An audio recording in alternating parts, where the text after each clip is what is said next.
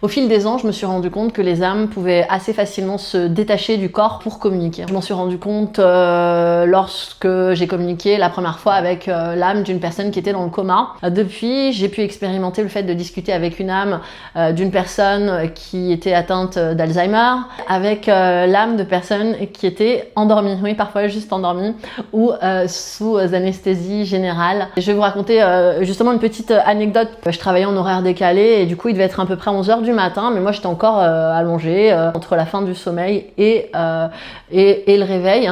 C'est un moment un peu spécial. À ce moment-là, c'est vachement facile de ressentir ou de percevoir, d'avoir des perceptions. Donc j'étais là, allongée dans mon lit, tranquille, et alors que je suis là en train de rêvasser, là, je vois quoi? Je vois une de mes sœurs qui est suspendue comme ça au-dessus de moi et qui flotte. Elle est magnifique. Alors franchement, j'ai jamais vu aussi belle avec un aussi beau teint et tout.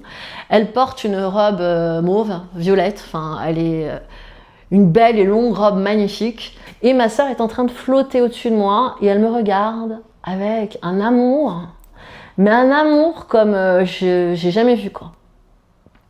Donc moi aussi, je la regarde et je suis un peu éblouie. C'est comme si...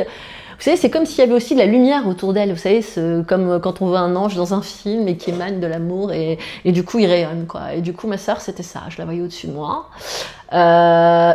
Et puis, hop, je sors un petit peu de cette phase, un petit peu de, je sais pas, de transe ou de rêve. Et je suis prise de panique.